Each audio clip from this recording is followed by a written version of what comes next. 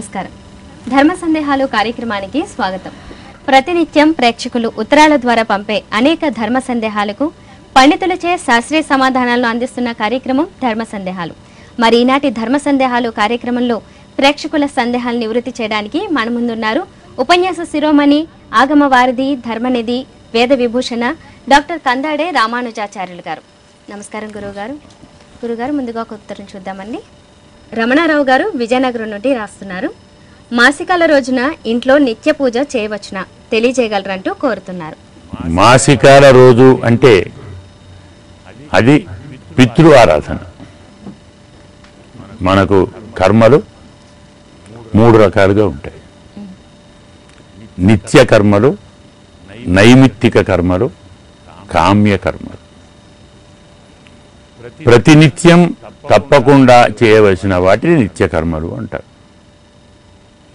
ఇలా మాసికం అంటే శ్రాద్ధము, ఇంకా కొన్ని పూర్ణమ నాడు, అమావాస్య నాడు, కొన్ని విజయదశమి, దీపావళి, కొన్ని పండుగలలో గ్రహణాలు, సంక్రమణాలు, అంటే ఒక నిమిత్తాన్ని ఆధారం చేసుకుని ఆచరించే కర్మలను నైమిత్తిక కర్మలు అంటారు. మూడవది కామ్య కర్మలు, అంటే కోరికతో. సత్యనారాయణ వ్రతం, కేదార వ్రతం, వైభవలక్ష్మి వ్రతం, ఇలా కొన్ని వ్రతాలు ఉన్నాయి. ఏదో అబ్బాయి పుట్టాలి, అమ్మాయి పుట్టాలి, వివాహం కావాలి, మంచి భార్య రావాలి, మంచి సంపద కావాలి, మంచి ఇల్లు కావాలి, ఎన్నో కోరికలు ఉంటాయి జీవితంలో. తమకు ఉన్నటువంటి కోరికలను తీర్చుకోవటానికి చేసేటువంటి కార్యక్రమాలను కామ్య కర్మలు అంటారు. ఒక నిమిత్తాన్ని ఆధారించి వచ్చే కార్యాలను నైమిత్తికములు అంటారు. తప్పకుండా ప్రత్యేక నిత్యకర్మలు అంటారు. నైమిత్తిక కర్మలన్నా కామ్యకర్మలైనా నిత్యకర్మలు చేసిన తరువాతే చేయాలి. సంధ్యావందనం కంటే ముందు ఏ పని చేయకూడదు. స్నానం చేయాలి, ఆచమనం చేయాలి, శుచిత్వాన్ని ఏర్పరుచుకొని సంధ్యావందనము, దైవారాధన, ఇవి అయిన తర్వాత మరో పని. అంటే ఈ 2 చేయకుండా మీకు యోగ్యతే లేదు. సంధ్యాహీన అశుచి నిత్యం అనర్హ సర్వకర్మసు. సంధ్యావందనం లేనివాడు అపవిత్రుడు. అలాంటి వాడు ఏ పనికి యోగ్యుడు కాదు. కాబట్టి మాసికాలు కానీ, శ్రాద్ధాలు కానీ, కామ్యకర్మలు కానీ, చివరికి కొత్త వస్త్రం కట్టుకోవాలన్నా సంధ్యావందనం, నిత్య భగవదారాధన తరువాతే కట్టుకోవాలి. భగవంతుణ్ణి ఆరాధించకుండా, నిత్యారాధన పూర్తి చేయకుండా ఏ కార్యక్రమాలు చేయకూడదు. అందువల్ల మాసికములు నైమిత్తికములు, ఆరాధన నిత్యం. ఆరాధన పూర్తి చేసుకొని మాసికాలు జరపాలి, కామ్యాలు జరపాలి. ఇది శాస్త్రవిధి. రాజేశ్వరి గారు బరంపురం, ఒడిశా నుంచి రాస్తున్నారు. పెరటిలో వేప చెట్టు తీసివేస్తే కీడు జరుగుతుందా తెలియజేయగలరంటూ కోరుతున్నారు. పెరటిలో వేప చెట్టు తీసివేయటము అంటే అవసరం ఏమొచ్చినది అని ప్రశ్న. వేప చెట్టు ఎందుకు తీయాలి? మనకు వేప చెట్టు కానీ, రావి చెట్టు కానీ, మర్రి చెట్టు కానీ, అలాగే మారేడు, ఉసిరి, ఇవన్నీ దేవతా వృక్షాలు. అశ్వత్థ అంటే నారాయణుడు, అలాగే వేప అంటే లక్ష్మి. అందుకే మనం రావి, వేపకు కళ్యాణం చేస్తాం. ఈ దేవతా వృక్షాలను ఇవి మన ప్రయత్నంతో రావు. ఇప్పుడు తులసి, మారేడంటే మనం వేయొచ్చునేమో, కానీ మనం వేస్తే రావి చెట్టు రాదు, మనం వేస్తే వేప చెట్టు రాదు. అవి సహజంగా మొలుస్తాయి. అంటే పరమాత్మ కృపతో మన ఇంట్లో వెలువడ్డాయి అవి. అమ్మ వచ్చేసింది, మన ఇంటికి లక్ష్మి వచ్చేసింది, నారాయణుడు వచ్చాడు. కాబట్టి వాటిని తీసేయడానికి చాలా ప్రక్రియ ఉంది.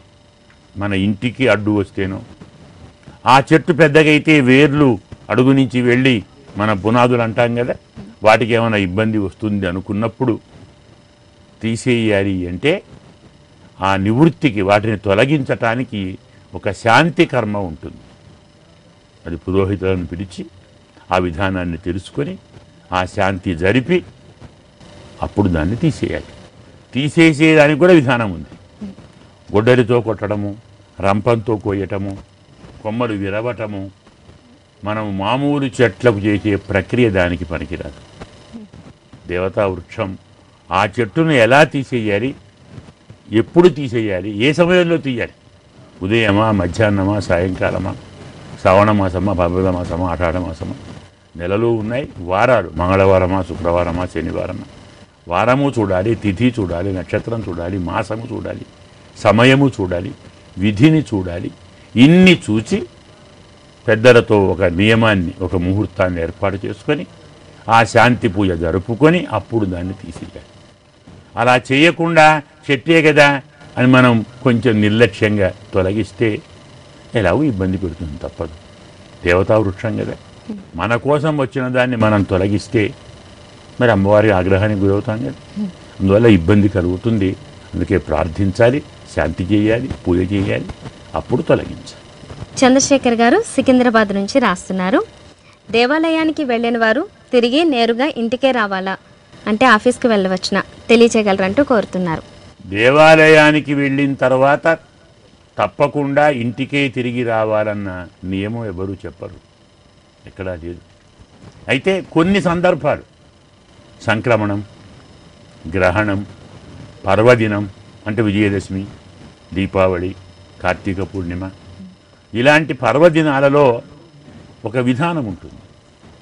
అభ్యంగనం చేసుకొని ఇంట్లో నిత్య కార్యక్రమాలు పూర్తి చేసుకొని భగవద్ ఆరాధన చేసుకొని దేవాలయానికి వెళ్ళి స్వామిని దర్శించుకొని మళ్ళీ ఇంటికి వచ్చి ఏ పండుగ ఉంటుందో ఆ కార్యక్రమం ఉంటుంది, దాన్ని జరుపుకోవాలి.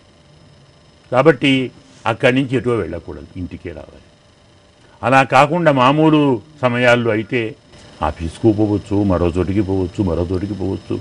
అయితే దేవాలయానికి వెళ్ళినందువల్ల మన మనసులో కలిగినటువంటి దైవభక్తి దానికి భంగం కలిగించే చోటికి మాత్రం వెళ్ళకూడదు. ఆఫీసుకు పోండి, ఇబ్బంది లేదు. ఫ్రెండ్స్ ఇంటికి పోండి, ఇబ్బంది లేదు. అమ్మా నాన్నలో బంధువులింటికి వెళ్ళండి, ఇబ్బంది లేదు. కానీ ఈ ఇళ్లలో, ఏ ఇళ్లలోనైనా భగవద్భక్తికో, భగవద్ ఆరాధనకో, ప్రశాంత చిత్తమునకో భంగం కలిగించే చోటికి వెళ్ళకూడదు. అంటే ఎవరో బంధువులు పోతారు, వాళ్ళని చూడాలి, గుడికి వెళ్ళి అటు వెళ్ళకూడదు. ఇలా ఎవరో పాపం ప్రసవిస్తారు, పురుడు ఉంటుంది, వెళ్ళి వెళ్ళకూడదు.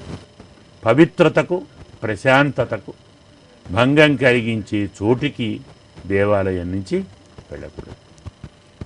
మనము దైవాన్ని దర్శించినందువల్ల మనలో కలిగినటువంటి ఆ భక్తిభావం, ఆ ప్రశాంత భావం, ఆ పవిత్ర భావం, దానికి భంగం కలిగించనంత వరకు ఎక్కడికైనా వెళ్ళవచ్చు. వెళ్ళిన చోట కూడా మనం వెళ్ళినటువంటి ఆలయ విధానాన్ని చర్చించకూడదు. చాలామంది చేస్తున్నారు. నేను గుడికి వెళ్ళొచ్చాను, సహస్రనామార్చన చేశాను, ఫలానా వ్రతం చేశాను, ఎక్కడా చెప్పుకోకూడదు. పుణ్యకార్యమును చెప్పకూడదు, పాపకార్యం తప్పకుండా చెప్పాలి. మనం ఏం చేస్తున్నాం? తప్పు చెప్పడం లేదు, ఒప్పు చెప్పుకుంటున్నాం. అంటే ధర్మాన్ని మనం అన్ని విధాలా దాటుతున్నాం. ఒకటి దీన్ని గుర్తుంచుకొని దేవాలయానికి వెళ్ళండి, పవిత్రతను మనసులో నిలుపుకోండి, దాన్ని తొలగించని రీతిలో ప్రవర్తించండి. సార్ వసుంధర గారు ఏలూరు నుంచి రాస్తున్నారు, ఇంట్లో పావురాలు, తాబేళ్లు పెంచవచ్చునా, తెలియచేయగలరంటూ కోరుతున్నారు. ఏ జంతువులను పెంచరాదు. మనం చాలాసార్లు చెప్పుకున్నాం సమాధానాలు. పెంచుట అంటే అర్థం అవి తమకు తాముగా మన ఇంటికి వచ్చినప్పుడు వాటికి ఆహారాన్ని వేయండి, లేదు అవి ఉన్న చోటికి వెళ్ళి వాటికి ఆహారాన్ని వేయండి. ఆహారం దొరకకుండా బాధపడుతుంటే వాటికి ఆహారం అందించండి. కానీ వాటిని మన ఇంట్లో బంధించి ఓ గదిలోనో, ఓ పెట్టెలోనో, ఓ గూడులోనో బంధించి వాటికి ఆహారం వేస్తే జైల్లో పెట్టి అన్నం పెట్టినట్టు ఉంటుంది. ఆహారం వేస్తున్నాము, కానీ ఎలా వేస్తున్నాం ఆహారం? ఒక గదిలో బంధించాం కదా. మనను కూడా కాళ్లకు సంఖ్యలు వేసి అన్నం తినరంటే ఎలా ఉంటుంది? చేతులు ఖాళీ ఉన్నాయి, తినలేము. ఏ పని చేయడానికైనా ప్రధానమైనటువంటిది మనస్సు. మనోహి హేతు సర్వేషాం ఇంద్రియాణం ప్రవర్తనే అంటాడు వాల్మీకి. ఏ ఇంద్రియములు ప్రవర్తించాలన్నా మనస్సు కారణం. ఆ మనస్సు ఉల్లాసానికి ఉత్సాహానికి భంగం కలిగించని రీతిలో మీరు పనిచేయాలి. వాటిని గదిలో బంధించి, గూడులో బంధించి, పెట్టెలో బంధించి వాటికి దానిమ్మ గింజలు పెడితేమి, మరొకటి పెడితేమి మనసు బాగుండదు కదా. పెంచుట అంటే మీ ఇంట్లో నిర్బంధించకండి, అవి ఉన్న చోటికి వెళ్ళి ఆహారం వేయండి. ఏ తప్పు లేదు. మనం చాలా కథలు చూసాం, అలా పెంచిన వారు ఏమయ్యారో కూడా చూసాం. కాబట్టి జంతువులను వాటి ఇష్టానికి వ్యతిరేకంగా నిర్బంధించి వాటికి ఆహారం ఇచ్చినా అది పుణ్యకార్యం కాదు, పాపకార్యమే అవుతుంది. నిజంగా పూత దయ ఉంటే అవి విహరించనివ్వండి, వచ్చి వాలుతాయి, పావురాలు ఉంటాయి, ఇంటి మీదకి వస్తాయి, వెళ్ళి ఏదో జొన్నలో గోధుమలో వేయండి, తినిపోతాయి. నేను వేశాను కాబట్టి నీవు నా ఇంట్లోనే ఉండాలి, బయటికి పోవద్దు అనే భావన స్వార్థం కదూ. నేను ఆహారం పెడుతున్నాను, నువ్వు నా ఇంట్లో ఉండు. నేను నీకు పండ్లు ఇస్తున్నాను, నువ్వు నా ఇంట్లో ఉండు. అతిథి వస్తాడు, భోజనం పెడతాం, కలిపి ఇంట్లో ఉంచుకుంటామా? వెళ్ళిపోతాడు. అవి వస్తాయి, వెయ్యండి, వెళ్ళిపోతాయి. స్వేచ్ఛకు భంగం కలిగించని రీతిలో వాటికి ఆహారాదులు ఇస్తే తప్పు కాదు, కానీ నిర్బంధించి ఆహారం ఇచ్చి దాన్ని పెంచుట అంటే మాత్రం అది పెంచుట కాదు, నొప్పించుట అవుతుంది. అది పనికిరాదు. ప్రియదర్శిని గారు హైదరాబాద్ నుంచి రాస్తున్నారండి. గర్భవతిగా ఉన్నప్పుడు ఆలయాలకు వెళ్ళవచ్చునా తెలియచేయగలరంటూ కోరుతున్నారు. పర్వతాలు, నదులు, కాలువలు ఇలాంటివి ఉంటే వెళ్ళవద్దు. ధర్మశాస్త్రం కాలువ దాటరాదు, నది దాటరాదు, పర్వతాలు అధిరోహించరాదు. అది వారి శరీరపరంగా ఆరోగ్యపరంగా అలసటకు గురవుతారు. గర్భం ఉన్నటువంటి శిశువుకు ఇబ్బంది కలుగుతుంది, దానివల్ల తనకు ఇబ్బంది కలుగుతుంది. కాబట్టి అలాంటి ప్రాంతాలకు వెళ్ళరాదు. తరువాత 8వ నెల దాటిన తరువాత ఇల్లు విడిచి మరెక్కడికి వెళ్ళరాదు. ఒక దేవాలయమే కాదు, బంధువులింటికి వెళ్ళరాదు, మిత్రులింటికి వెళ్ళరాదు. కారణం ప్రకృతిలో కొన్ని సందర్భాలలో ప్రాతకాలం, మధ్యాహ్నం, సాయంకాలం, రాత్రి వేళలున్నాయి.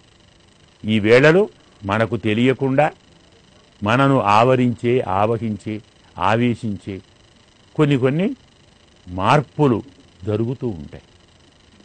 జరుగుతున్న మార్పులను త్వరగా ఆకర్షించేటువంటి ఒక సున్నితత్వం గర్భవతిలో ఉంటుంది.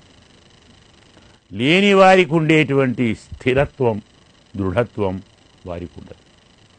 కాబట్టి సాయం సంధ్యా వేళలో, ప్రాతకాల సంధ్యా వేళలో, అలాగే పట్టపగలు ఈ సమయంలో ఇంటి నుంచి బయటికి వెళ్ళరాదు. ఎందుకంటే ఆ సమయంలో ప్రకృతిలో కొన్ని మార్పులు జరుగుతాయి. మనం కూడా గమనిస్తూనే ఉంటాం. సంధ్యా సమయంలో బయటికి వెళితే మన మనస్సులో చాలా వికారాలు ఏర్పడతాయి. అలాగే పట్టపగలు వెళితే ఆ వాతావరణం మన మీద పడవేస్తుంది. అందువల్ల ప్రకృతిలో కలిగేటువంటి మార్పులను త్వరగా స్వీకరించి ప్రభావితమయ్యే గుణం గర్భవతిలో ఉంటుంది. కాబట్టి 8వ నెల దాటిన తరువాత ఎక్కడికి వెళ్ళకూడదు. దేవాలయాలు 7వ నెల వరకే మనకు శాస్త్రం ఒప్పుకుంది, అంతవరకే వెళ్ళండి.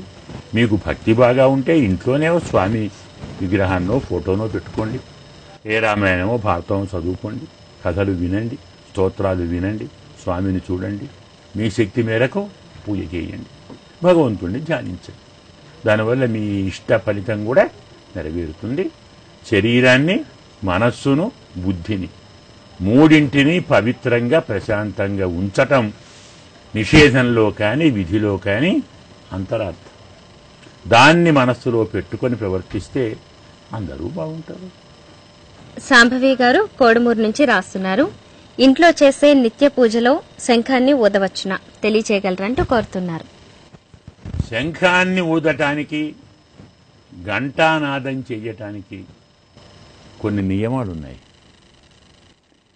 ఎక్కడి ఆరాధనలో స్వామి అంటే దైవం, విగ్రహాలు కావచ్చు, మరొకటి కావచ్చు, ప్రాణప్రతిష్ఠ చేసి ఎక్కడైతే స్థాపిస్తారో అలాంటి చోటనే శంఖాన్ని ఊదాలి.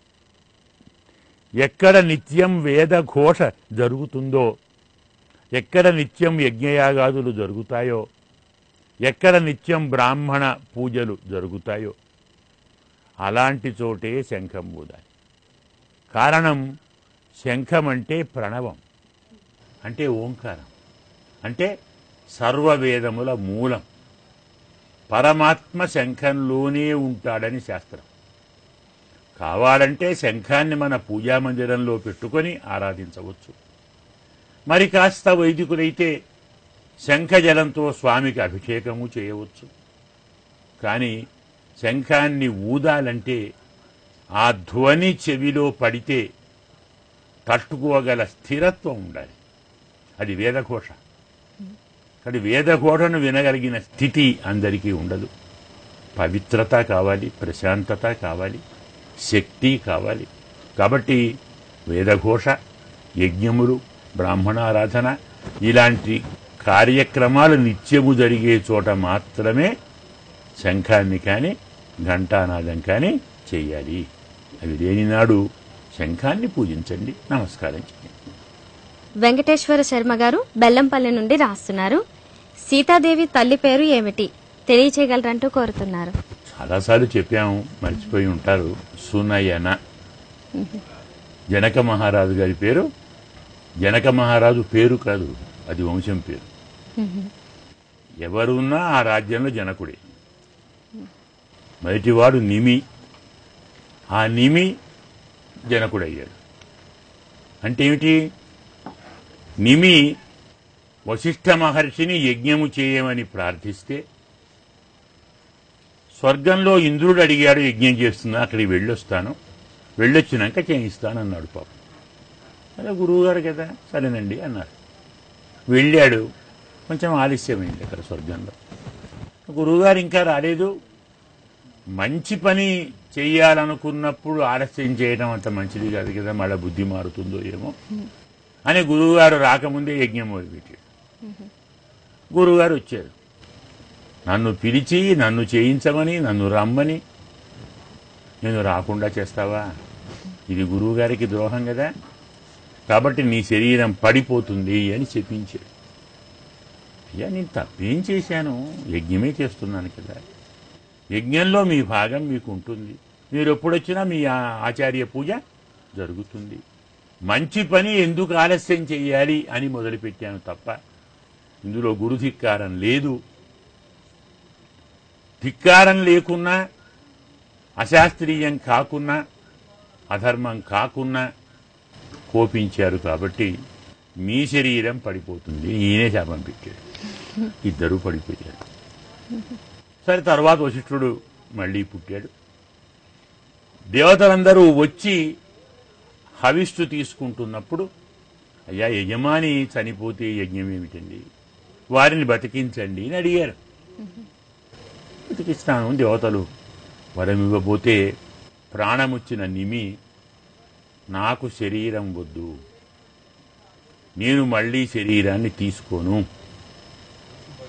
తీసుకున్నది చాలు, అనుభవించినది చాలు, ఇలాంటి శరీరం నాకొద్దు. అతనే వద్దని దేవతలు ఏం చేస్తారు? ఋషులు కావాలన్నారు, దేవతలు వద్దన్నారు.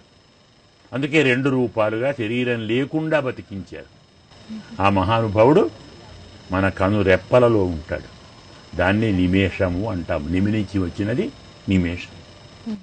ఈ మహానుభావుడు ఇతని శరీరాన్ని మళ్ళీ చిలికితే తరువాతి వాడు పుట్టాడు. జనకుడు అంటే జన్మనిచ్చినవాడు.